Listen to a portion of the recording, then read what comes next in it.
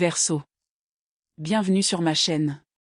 Cette lecture est destinée aux personnes ayant le soleil, la lune et l'ascendant en Verseau.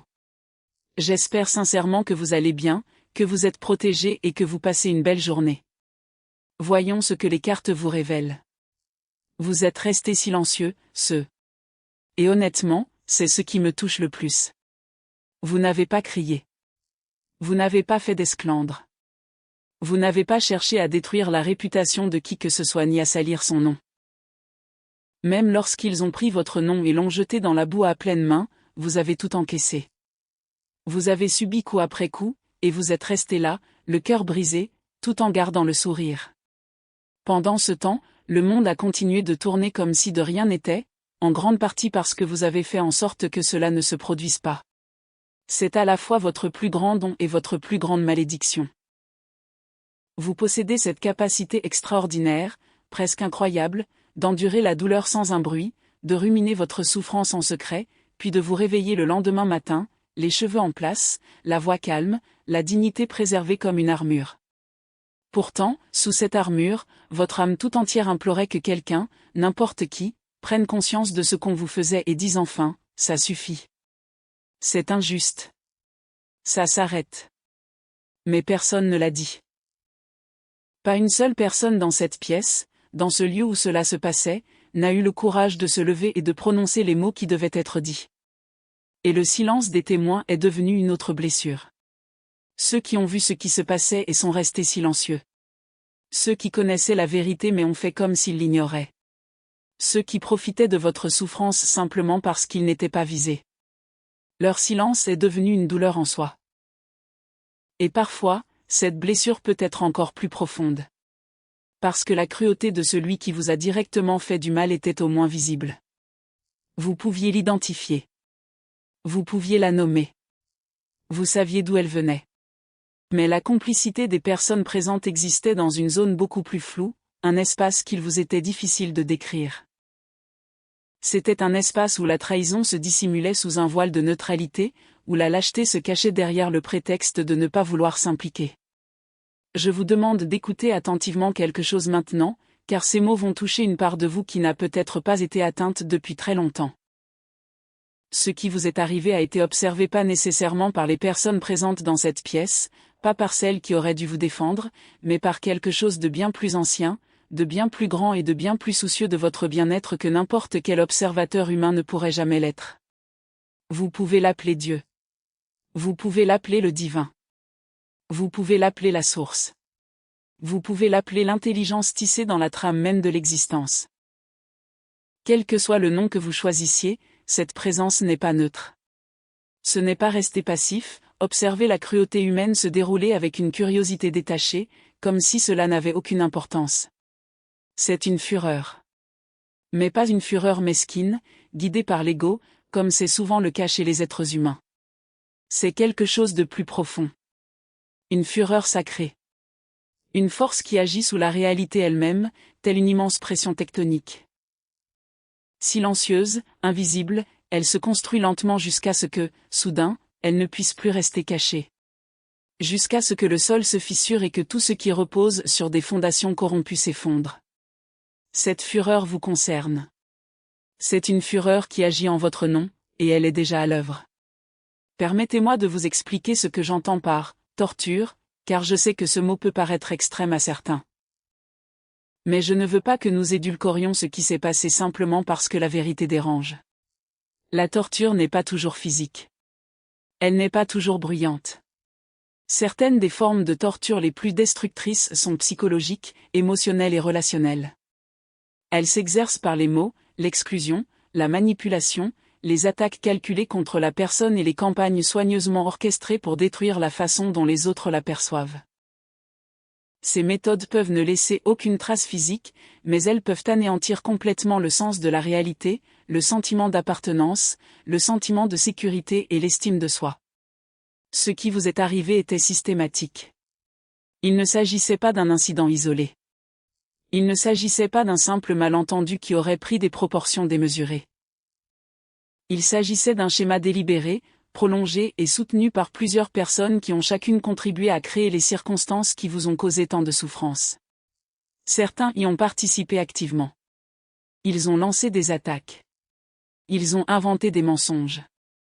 Ils ont utilisé des informations contre vous comme une arme. Ils ont déformé vos propos jusqu'à ce qu'ils ne ressemblent plus à ce que vous aviez réellement dit.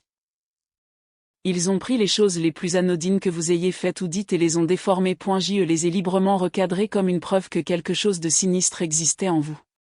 Et puis il y avait les participants passifs.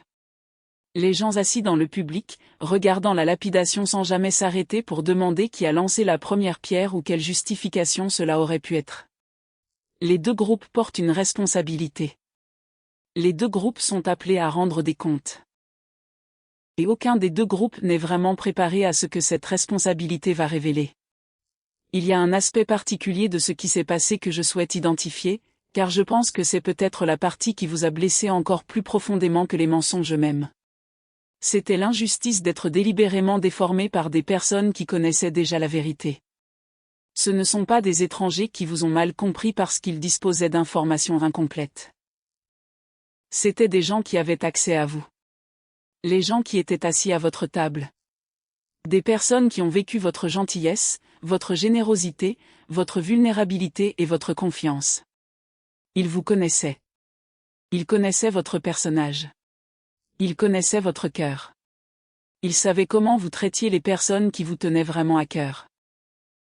Et bien qu'ils sachent tout cela, ils ont consciemment choisi de construire une fausse image de vous, puis de présenter cette fausse version à tout le monde comme si c'était la réalité.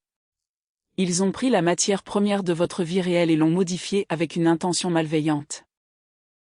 Ils ont supprimé tous les éléments qui démontraient votre bonté et ont assemblé une histoire conçue pour vous faire passer pour le méchant, même si vous étiez en fait l'une des personnes les plus blessées de cette histoire.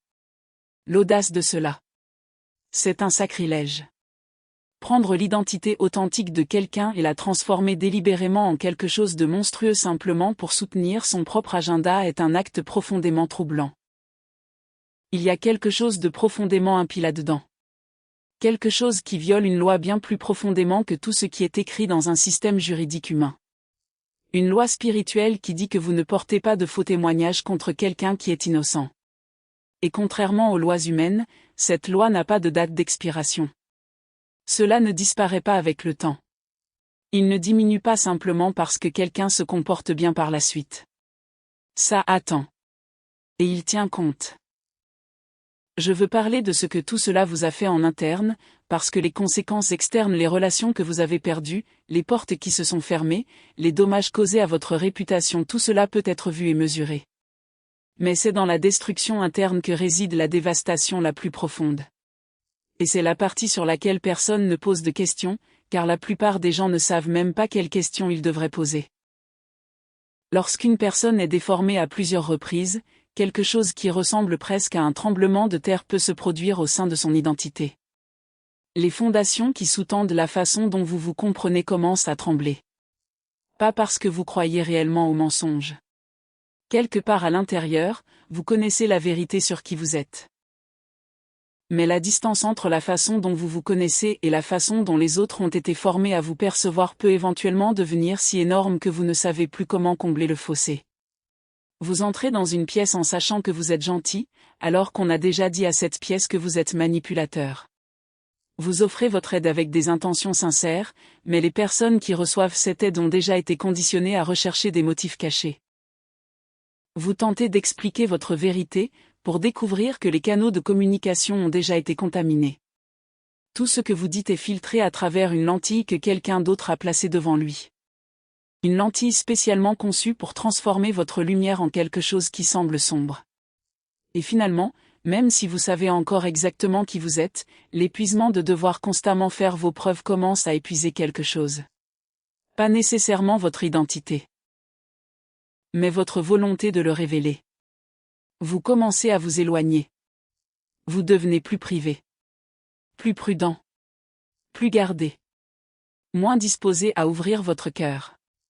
Non pas parce que vous êtes devenu une personne différente, mais parce qu'exister authentiquement dans un environnement qui a été retourné contre vous devient trop coûteux à maintenir chaque jour. Et les gens ont remarqué ce retrait. Mais voici la partie qui pourrait vous serrer la mâchoire. Ils ont même utilisé cela contre vous. Regarde, elle s'éloigne. Elle s'isole. Elle se comporte différemment. Comme si votre réaction tout à fait naturelle à une attaque prouvait d'une manière ou d'une autre l'instabilité dont ils vous avaient déjà accusé. Ils ont créé la blessure, puis ils ont pointé du doigt votre saignement comme une preuve que quelque chose n'allait pas chez vous. Ils ont construit la cage, puis ont qualifié de folie votre promenade à l'intérieur. Ce raisonnement circulaire était l'un des plus cruels de tous. Parce que vous étiez coincé dans une situation où toutes les réponses possibles étaient déjà retournées contre vous. Si vous ripostiez, vous étiez agressif. Vous étiez dramatique. Tu étais censé prouver tout ce qu'ils avaient dit. Mais si vous restiez silencieux, alors votre silence devenait de la culpabilité. Votre silence est devenu un aveu. C'est devenu le comportement discret de quelqu'un qui savait qu'il avait été exposé. Il n'y avait aucun mouvement sûr. Chaque option avait déjà été empoisonnée avant même que vous la choisissiez. Et donc tu t'es figé. Pas parce que tu étais faible. Pas parce que tu as manqué de courage. Mais parce qu'il existe un type particulier de paralysie spirituelle qui se produit lorsqu'une personne véritablement bonne se rend compte que tout le jeu a été si complètement truqué que, quelle que soit la direction dans laquelle elle se dirige, elle est poussée vers la même conclusion prédéterminée. Mais voici ce qu'ils n'ont pas pris en compte. Voici la seule variable que l'intelligence humaine, la manipulation, la planification et l'intelligence ne pourront jamais contrôler complètement.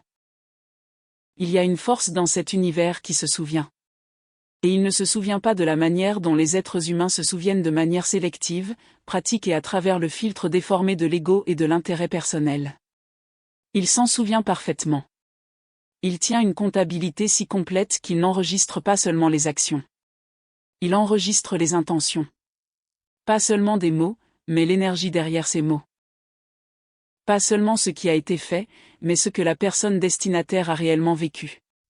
Chaque larme que tu as versée seule. Chaque nuit, vous restiez éveillé en vous demandant ce que vous aviez fait pour mériter un tel traitement. Chaque matin, lorsque vous deviez reconstruire votre identité à partir des ruines créées par les mensonges de quelqu'un d'autre. Chaque prière silencieuse que vous avez envoyée vers le haut ne contenait peut-être qu'un seul mot. Pourquoi ? Encore et encore. Jusqu'à ce que finalement le mot lui-même perde sa forme et ne devienne rien d'autre qu'un souffle. Rien de plus que de la douleur.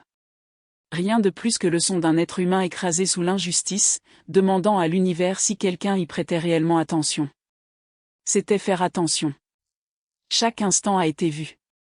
Chaque instant a été enregistré. Et maintenant, ce dossier est en cours de révision. La fureur divine dont j'ai parlé n'est pas de la colère au sens où vous et moi comprenons habituellement la colère. Ce n'est pas instable. Ce n'est pas impulsif. Il ne brûle pas intensément pendant une courte période puis disparaît. C'est structurel. C'est l'univers lui-même qui refuse de permettre qu'un déséquilibre aussi grave perdure éternellement. Considérez-le comme une balance délibérément poussée vers le bas d'un côté. Le poids des mensonges. Le poids de la cruauté collective. Le poids d'une injustice qui n'a pas été contestée. Tout cela s'exerce de plus en plus fort tandis que le côté opposé, celui qui détient votre vérité, reste suspendu dans les airs, ignoré, rejeté et attendant. Mais chaque échelle a un point de rupture. Tout système construit sur un déséquilibre finit par en atteindre un. Et quelle que soit la force qui maintient ce côté en place, elle n'est pas plus forte que la force qui exige l'équilibre. Il avait simplement une longueur d'avance. Mais la gravité gagne toujours. La vérité finit par s'installer. Et lorsque cette échelle particulière finira par basculer, et elle bascule maintenant, alors même que vous entendez ces mots, la correction ne sera pas minime. Ce sera disproportionné. Cela entraînera une surcorrection. Parce que l'univers ne se contente pas de rétablir l'équilibre. Cela compense. Cela donne un poids supplémentaire au côté lésé, presque comme si la réalité elle-même déclarait. Non seulement vous aviez raison, mais vous aurez également raison si clairement, si publiquement et si indéniablement que personne ne pourra plus jamais remettre en question la vérité. Je veux que vous imaginiez à quoi ressemblera cette justification, parce que je crois que vous devez la voir intérieurement avant de la reconnaître extérieurement. La vérité sur ce qui vous est arrivé va faire surface. Et cela n'arrivera pas parce que vous le forcez. Cela n'arrivera pas parce que vous lancez une campagne de visibilité. Cela n'arrivera pas parce que vous cherchez à vous venger. Cela n'arrivera pas parce que vous vous engagez dans une guerre de l'information calculée. Vous n'aurez rien à faire de tout cela. La vérité éclatera parce que ceux-là même qui ont contribué à votre destruction finiront par faire partie du processus qui expose le mensonge. Pas délibérément. Pas intentionnellement. Mais le même dysfonctionnement qui leur a permis de vous cibler finira par se replier sur eux-mêmes et commencer à consumer le groupe lui-même. L'alliance qui s'est formée autour de votre souffrance n'a jamais été vraiment stable. Parce que les alliances créées par la cruauté le sont rarement. Ils dépendent d'un ennemi commun. Et lorsque cet ennemi ne sera plus disponible, lorsque vous vous serez suffisamment retiré pour ne plus fournir de nouveau matériel à son récit, ils finiront par se tourner les uns vers les autres. Les mêmes bouches qui ont parlé contre vous se mettront à parler les unes contre les autres. La même volonté de plier et de déformer la vérité à des fins personnelles finira par apparaître au sein de leur propre cercle, cette fois dirigé vers d'anciens alliés. Et à travers cet effondrement interne, la vérité sur vous émergera presque sous forme de dommage collatéral. Ce ne sera même pas nécessairement le cas et l'événement principal. Ce sera la conséquence de leur propre effondrement. Quelqu'un dira quelque chose en se défendant lors d'un conflit avec une autre personne du groupe, et ce faisant, il révélera accidentellement quelque chose qui vous a été fait. Le mensonge commencera à se contredire. L'histoire se fragilisera. Les pièces du puzzle ne s'emboîteront plus. Et ceux qui restent à l'écart, ceux qui ont entendu les rumeurs, accepté la version déformée sans la remettre en question, et qui ont fini par prendre leur distance à cause d'informations de seconde main, commenceront à remarquer les failles. Et une fois ces failles visibles, toute la structure peut commencer à s'écrouler. Il y a une personne en particulier ici, et je le ressens très fortement. Il y a une personne liée à ce qui vous est arrivé qui commence déjà à ressentir les premiers signes de cet effondrement. Elle n'arrive plus à dormir. Elle perd sa sérénité. Ils portent en eux un sentiment de malaise qu'ils n'arrivent pas à rattacher à un événement précis. Une agitation intérieure constante qui les poursuit tout au long de la journée. Un poids qui pèse sur leur poitrine lorsqu'ils se couchent le soir. Quelque chose leur parle dans les moments de calme, d'une voix qui ressemble étrangement à leur propre conscience qui s'éveille enfin après un long sommeil réparateur. Cette personne n'était peut-être pas à l'origine de ce qui vous est arrivé. Mais elle y a participé. Elle a ajouté sa voix au concert de protestation. Elle a eu l'occasion de vous défendre et a choisi de ne pas le faire. Elle aurait pu dire la vérité, mais elle est restée silencieuse. Et maintenant, les conséquences de cette décision commencent à les ronger d'une manière qu'aucune distraction ne pourra complètement effacer. Cette personne va tenter d'entrer en contact d'une manière ou d'une autre. Peut-être viendra-t-elle directement à vous. Peut-être s'adressera-t-elle à une personne de votre entourage. Mais il y a une tentative de contact de sa part, et l'énergie qui se dégage de cette démarche sera indéniable. Vous aurez l'impression que quelqu'un tente de faire taire sa propre conscience. Votre réaction est entièrement à votre discrétion. Il n'y a pas de réponse imposée. Mais comprenez ceci, leur tentative de vous contacter n'est que le premier domino. Derrière cela se cache une chaîne de révélations bien plus longue, prête à se déchaîner. Une révélation en déclenchera une autre. Et une autre. Et encore une autre. Ce que le divin exige, et j'utilise ce mot à dessein, avec toute sa gravité, c'est la restauration de votre nom. Non pas une demande. Non pas une suggestion. Non pas un encouragement discret. Une exigence. Votre nom. Pas simplement votre réputation, car la réputation, c'est ce que les autres pensent de vous. Votre nom est quelque chose de plus profond. C'est la signature énergétique de votre véritable nature. Votre nom a été sali par des personnes qui n'avaient aucun droit de le prononcer ainsi. Et la conséquence spirituelle de cette profanation est désormais appliquée non pas par vous, mais par une entité qui considère votre innocence comme sacrée et sa violation comme une atteinte à l'ordre naturel de l'existence.